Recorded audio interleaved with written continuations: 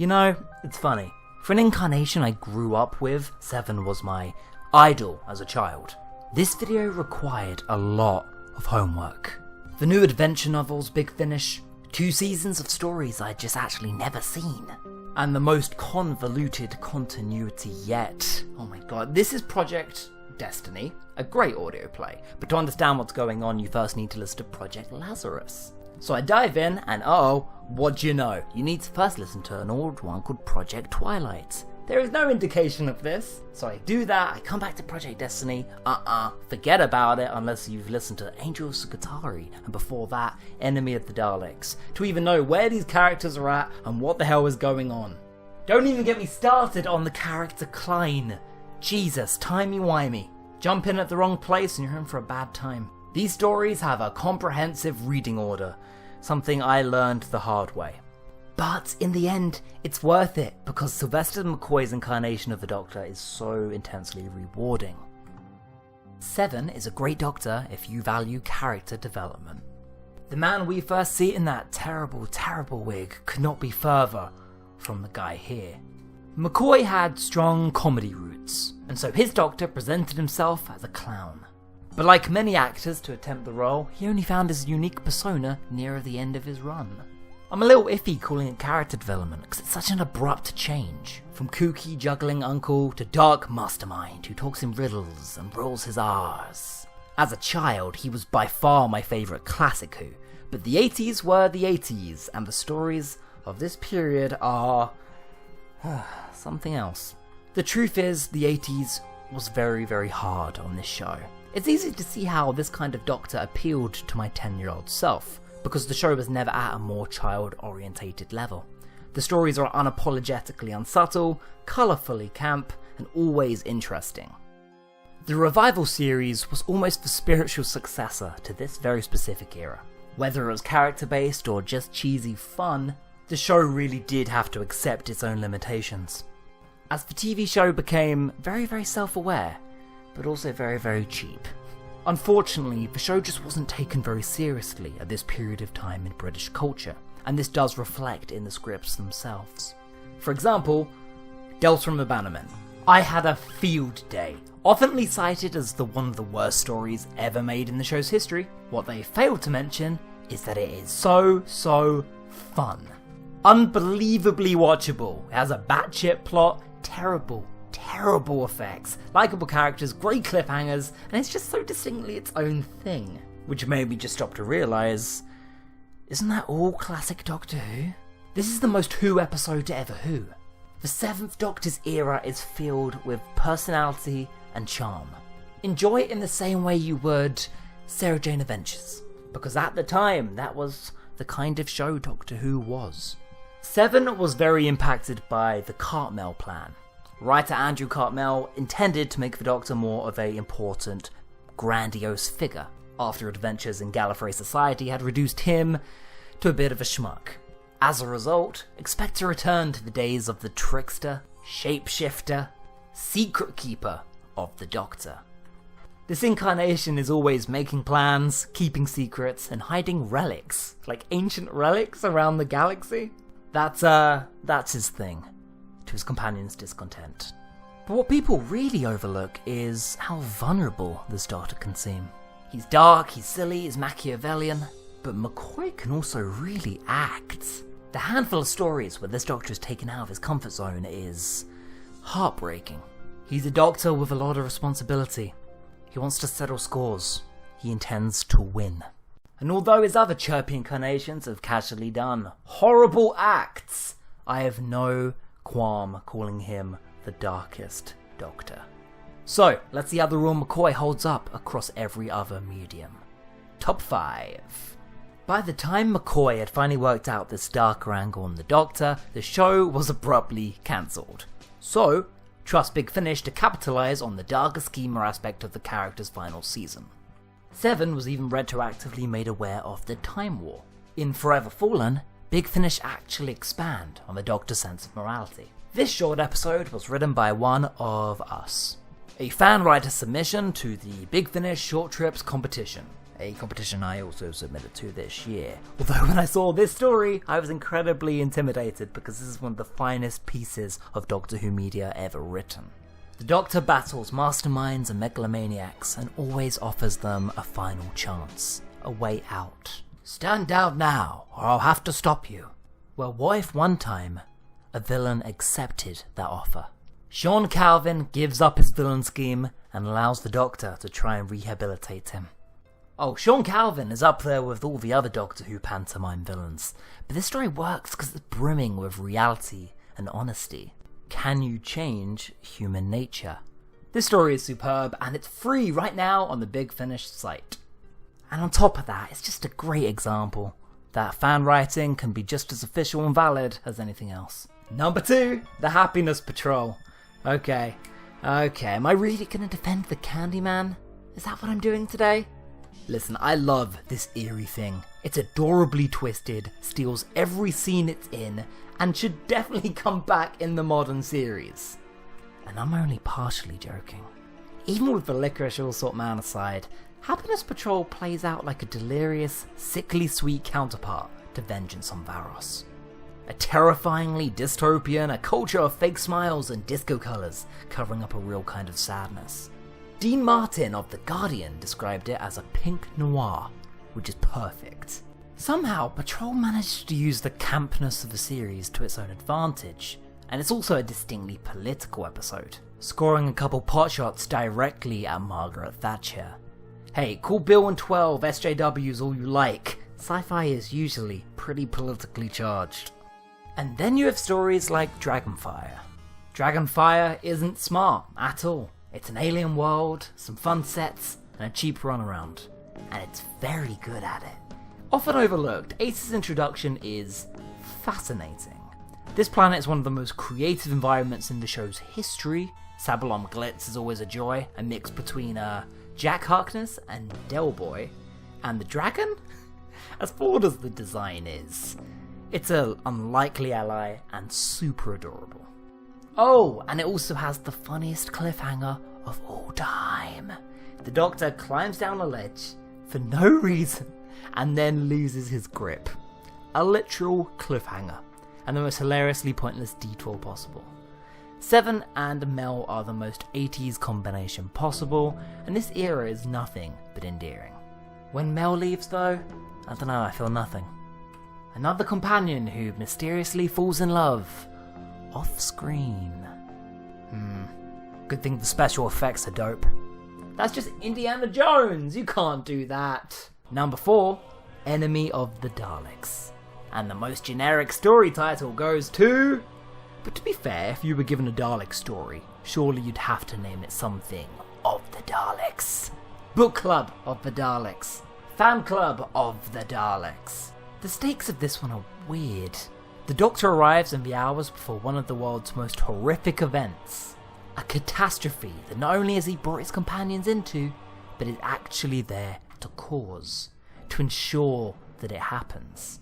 It's a great concept for a Dalek story, but my god, does Seven put Ace and Hex in some serious danger in this story. Oh, by the way, Ace, Hex, and Seven, top contender for best TARDIS team. I know I always say that, but I mean it this time. This episode is just a romp, and sometimes you just need a romp. It's not essential, but it is top notch. Hex is a Geordie with a heart of gold. And number 5, Remembrance of the Daleks. This story is the unofficial 25th anniversary of the show, and it's a great send-off to Davros and the classic Daleks. Set in 1963 Totter's Lane, this is a quality send-back with great cliffhangers. Of course, I knew none of this back in the early 2000s, as this was actually the first classic Who story I ever watched. McCoy in general is a very good introduction to Doctor Who, and this story is anything but dull. The Daleks are at their most trundly and wobbly. The Doctor commits genocide. There's a lot of nonsense in here, don't get me wrong. But it's filled with just as many quality classic moments. Ace batters a Dalek! Everything about it captures the imagination of a younger mind. Even with all the wobbling Daleks and the 80s cheese, I'm glad I started with something light like this. If you want a no-holds-barred action story which knows when to take slow moments, Remembrance of the Daleks is great. And it looks pretty damn good too. I think these models hold up. I don't know, I think the whole series budget went into this. And the whole story just feels exciting, playful, and fresh. I watch this gem every year. Silver Nemesis, on the other hand, is just something of a mess. The evil Lady Pinefort, a fleet of Cybermen, Windsor Castle, and neo-Nazis. Sure, seems like someone dipped their hand in a lucky dip bag. This was the actual 25th anniversary, but everyone just pretends it was Remembrance. I was just so pumped to see the final Cyberman story that I'd never watched. And it turned out to be a nonsensical runaround where the Cybermen are bland and wasted foot soldiers. Interestingly, it did predict the whole "Who is the Doctor" storyline, kind of poking it with a stick 2 decades early. It doesn't go anywhere. Of all the episodes to get a decent budget, it really should have been this one. Now it's still 7 and 8 at their best, but even 7's mysterious planning grows a bit stale. He just did this last week with the Daleks. I dare you to find one iconic Cyberman moment from this story. There isn't one. I think I speak for all of us when I say, next. Number 2, Paradise Towers. I simply have nothing interesting or new to say about Paradise Towers. It's an unappealing episode with a boring plot. The standout, sadly, is atrocious acting, and I think the enemies are like pool cleaners. I don't remember. Again, we're going for political undertones, which mean nothing to me in 2018. The main cast just seem obnoxious in this one, and I struggle to remember what episode this is. Number 3, Battlefield. Woo! I can't really tell you what's wrong with Battlefield. The scale feels big, the Brigadier is back, the cliffhangers are surprisingly effective, but it all just feels so staged. It's McCoy's final season. This is going up alongside Survival, and Ghostlight, and Fenric. And yet we've jumped right back into silly Doctor gimmicks and old references. We're back in bad territory, and who spent all of the 80s trying to shake that off? All I can say for it is that it's a very John Nathan Turner type story. I think Nicholas Courtney had a much better send-off in Mordred Undead, and the monster does nothing. Brr. They also try and mix sci-fi with traditional fantasy, with no integration whatsoever. The Doctor is just Merlin, and fights magic now. Big budget, but exceedingly lame. This is the one misfire of Classic Who's final run. Which to me was a huge shame, because 1990s Doctor Who could have been the best series we never got to see. And there's a lot to blame for that, but mostly I'd say stories like Battlefield. The Virgin New Adventure books are a completely different beast. When McCoy's era looks bad, it just looks bad, and there's contextual factors you kind of have to respect. With novels, there is no excuse. The New Adventures novels are something I found out about very recently. These bridged the gap between the classic series and the new series, in a period where everybody thought Doctor Who had kicked the bucket. They tried to carry the flame with new writers, with new adult material that you wouldn't get away with in the TV show. Although they've been largely forgotten about now, these, at the time, were changing what Doctor Who could do as a franchise. We're not appealing to kids anymore, and our fanbase are like 30-year-old men from the 70s. Which resulted in some interesting results. Genesis is infamous for being the book where Ace gets sexually assaulted and the Doctor tells her to deal with it. You have to respect the era we're in. So, yeah, we can throw that whole entire book in the trash. Then there's Lungbarrow, which sort of acts as the season finale of all classic Who. It has Leela, Romana, K9 and Ace in it, and we go back to the origin of the Doctor's birth. Like his family home. Lungbarrow is bizarre and honestly quite difficult to read. It's heavily contested. I love the idea of a house that generates Time Lords, because it creates this mysterious location that the Doctor is terrified to return to.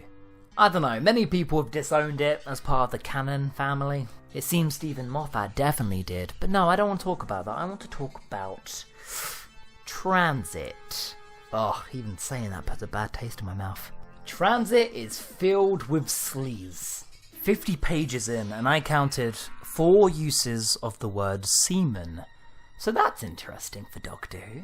It really doesn't gel with our notion of Doctor Who at all, and so it does feel offensive. But I think writer Ben Aronovich is going for noir or cyberpunk, a much more sleazy, adult-orientated genre of sci-fi. And it's not that the whimsical Doctor Who can't fit into a cyberpunk world, it's just that this really isn't it. There is really no plot to write home about, but there's an environment that keeps trying to come through in the book that never gets fully realised. Like much of cyberpunk, there's a really vivid aesthetic that does work, but it's when you take the cyberpunk ethics and morals, that's where it contradicts with Doctor Who, and it does just feel slimy.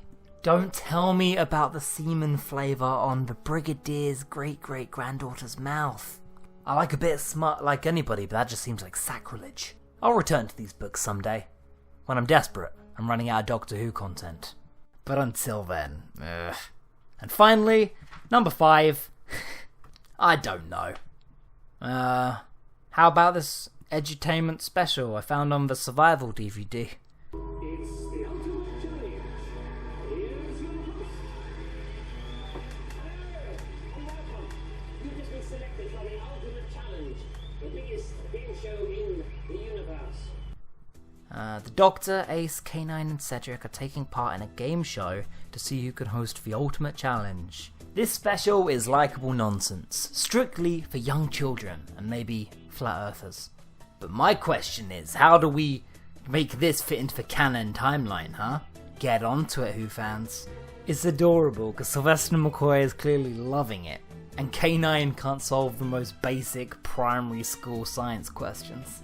It's the last TV appearance of McCoy before, that. Long story short, I can't find 5 terrible 7 stories. There's very little boring or offensive material in those final years of the show. Even glaring major issues are usually redeemed by charm alone. It's a really great, flawed era for the show. For that one reason, this was a very difficult list to compile. Ghostlight. Incomprehensibly edited, but clearly was a gorgeous, intelligent script. Time the Rani. Just a childish story that should suck, but is also very hard to dislike. It's like I said earlier, Delta and the Bannermen. They're just such distinctive, fun products of their time that if somebody actively hated them, I'd have to ask, what do you get out of classic Doctor Who in general then? Thank you for watching.